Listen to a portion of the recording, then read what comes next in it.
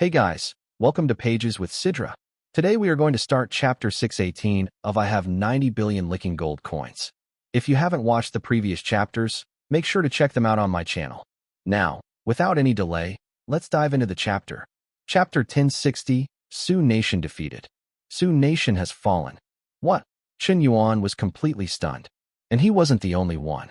At that very moment, people all over the world were left dumbfounded. How could a superpower like Su Nation, the world's second-largest military force, be defeated so silently? There wasn't even the slightest warning. It had only been 5 days.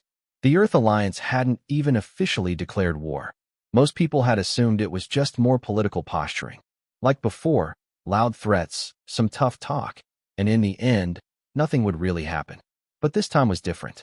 Not only had a war begun, in just 5 days, the Earth Alliance had completely taken over Su Nation. Fast, clean, unbelievable. It was absurd. Wang Kai, pull up the latest frontline intel on Su Nation. I want to know how exactly they lost so fast. Yes, master. Please wait a moment. Moments later, a file popped up on Qian Yuan's phone. He opened it, and a combat video autoplayed. Though the footage was grainy, clearly recorded on a phone, what it captured was nothing short of shocking. A tall, imposing man in a black trench coat stood suspended in midair. Half his face was hidden behind a gold mask. His hands were behind his back, completely calm. Above him, more than 50 fighter jets.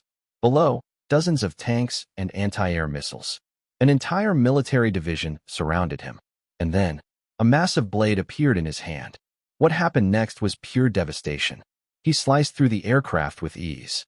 He crushed tank after tank with a single punch. Within minutes, the entire armored division had been destroyed by one man. It was terrifying. This wasn't CGI. This wasn't a movie. It was real. The masked man in the footage was none other than Edward, leader of the Earth Alliance. Judging by the camera angle, it looked like Edward had deliberately leaked the video. But why? Su Nation had over 20 military bases and more than 1 million active troops. Yet, the actual number of large-scale battles was minimal. In fact, defeated might not be the right word. It was closer to a full-blown coup.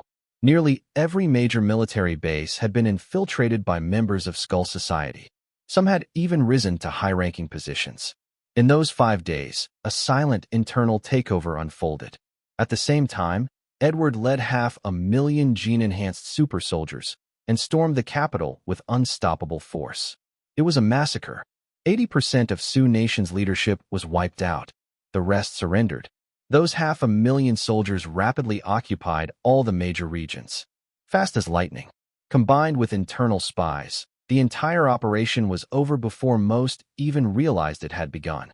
A textbook decapitation strike. Almost flawless. Nuclear weapons? They never even had the chance to use them. Shortly after the victory, Edward made a public statement. The Earth Alliance will not harm Su Nation's ordinary citizens. We will not plunder or oppress.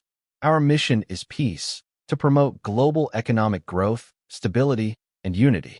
Certain corrupt leaders, driven by selfish ambition, want to keep the world divided. These people must be held accountable. But as long as Su Nation's people support unification, I promise, within 3 years, the wealth and standard of living in Su Nation will double. If I fail, I will personally step down. This speech was made live in front of countless reporters.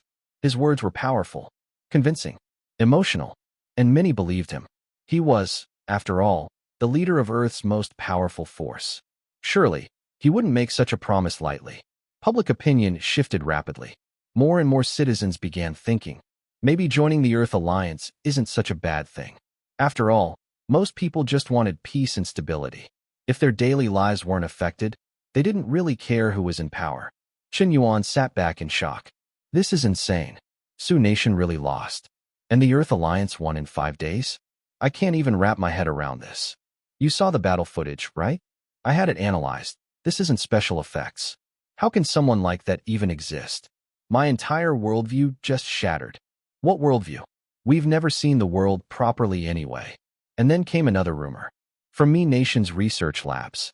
The super soldier serum had been upgraded. The new version could supposedly eliminate all side effects. Anyone injected would gain powers comparable to Edward, near superhuman abilities. It wasn't just a dream anymore. Are you serious? That serum actually works now? It can make people that strong. According to inside sources, yes. But it's extremely rare. Each dose is priceless. You can't just buy it, even with money. No matter what, I will get my hands on it. Whatever it takes. Meanwhile, a new global announcement was scheduled. At noon tomorrow, Edward would host a press conference. He would officially address the terms for other nations to join the Earth Alliance. Tension gripped the world. With Sioux nations' fall, other superpowers were now in the spotlight. Could they stand against such overwhelming force? Worse still, because of the super serum, many top officials were already losing the will to fight. No one wanted to be the next Sioux nation. At 11 a.m. the next day, just an hour before Edward's global conference began, Fusang Nation suddenly released a breaking news bulletin. Chapter 1061, The World Falls Silent. Fair weather allies and spineless traitors. Fusang Nation really couldn't wait to cozy up to power. They surrendered before a single bullet was fired. Disgraceful, isn't it? Cowards. Can't they show a shred of backbone? Global unification is a major milestone for civilization, a historical step toward human progress. We're sacrificing ourselves for the greater good, and you mock us for having no spine? Unbelievable. Don't make me laugh. You surrendered. Just say it, and stop pretending you're making some noble sacrifice. The internet erupted into a new wave of global arguments. Ever since the Koi app swept across the world, bringing with it real-time multilingual translation, online communities had expanded like never before. Now, people across every nation could join one platform and communicate instantly. The world had truly become a global village. News spread faster than ever.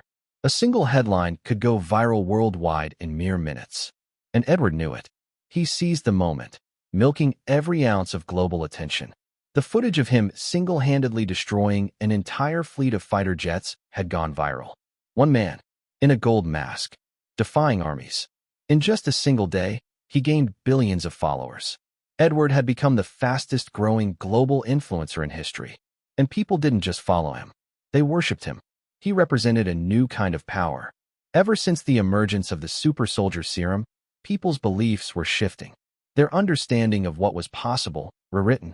For centuries, humanity believed such strength existed only in myths. But now, someone had proven that these gods might be real. A single man, capable of toppling armies, reshaping governments, rewriting history. A hidden world had begun to reveal itself. And with it came a burning question. What is the true nature of this world? As people grappled with this new reality, a renowned scholar published a controversial paper. Is the end of science? Theology. Could the legends of old have been real? Do gods truly exist in this world? Or are gods simply enhanced humans, evolved beyond our current genetic limits? Like superheroes to us, but just ordinary to themselves. Ancient people, lacking scientific understanding, might have worshipped powerful beings as deities. But that doesn't mean those beings weren't real. Just because we haven't seen it ourselves, doesn't make it fiction. Human perception is limited by position. You can't see the view from the top of the mountain unless you climb it. Edward's existence is no different from that of a god. And perhaps, just perhaps, civilization needs such a figure to guide it forward. I deeply admire Mr. Qian. His tech companies broke language barriers, connected the globe, and brought us to this global village era. But Mr. Qian was just laying the foundation. Now someone has come to accelerate the process. Society is evolving. Civilizations are merging. Technology is advancing by the second. And now we face a new historical pivot point. The Earth Alliance has formed. And whether in terms of military might, technology, or humanity's future, it may be time to unify. This isn't betrayal. Because whether we support it or not, Edward will not stop. If we can achieve unity without war, isn't that a good thing? So I ask you, do you support Earth's unification? Yes or no? At the bottom was a simple poll. Only two options. Nearly 80% of users voted yes. Fewer than 20% said no. On paper, a unified Earth didn't sound bad at all, if Edward kept his promises. And the potential benefits? First, no more technological blockades. New innovations would spread worldwide almost instantly. Phones, computers, cars, tablets, prices would drop drastically. Everyone could afford them. Second, trade would boom. More consumers equals bigger markets equals more profit. Industries like tourism, manufacturing, and logistics would thrive. The alliance even promised universal housing. Homes would no longer be luxuries. Young people wouldn't be crushed under real estate pressure. Family life and dreams would return. Third, humanity would stop fighting itself. Resources could be redirected into cutting-edge science and cultural growth. A leap into the next stage of civilization. Yes, unification would bring new problems. But even those problems might be better than the slow collapse of modern society, where young people no longer want to marry or have children. Weighing the pros and cons, the scales seemed to tip clearly toward unity. If Edward honored his words. But what if all of this was just a con? What if he was just selling a fantasy? He spoke so smoothly, promised so much. Could anyone really trust him? At exactly 12 o'clock noon, Edward held a global press conference, broadcast live across all platforms. Before the world's media, he detailed his vision for the future of Earth. And he didn't hold back. He painted the biggest, boldest, most dazzling future anyone had ever heard. In the next 10 years, I will raise global wealth levels 5-fold. Every citizen will enjoy prosperity and comfort. Then he dropped a bombshell. In the field of biomedical technology, we've made breakthrough discoveries. Under my leadership, the average human lifespan will exceed 200 years. He made more than a dozen promises. A beautiful utopia laid out in vivid detail. But then came the twist. He issued a chilling warning. Anyone who resists the Earth Alliance is an enemy of the human race. I will eliminate all opposition, no matter who you are, no matter what nation you represent. Sioux Nation is proof. You have 1 month to decide. Join us, or be destroyed. The press conference ended. Edward had played both sides perfectly. Carrot and stick. Hope and threat.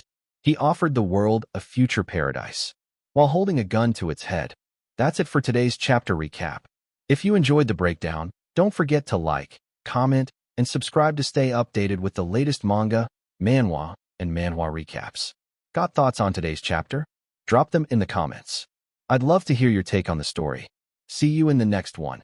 Until then, keep turning the pages.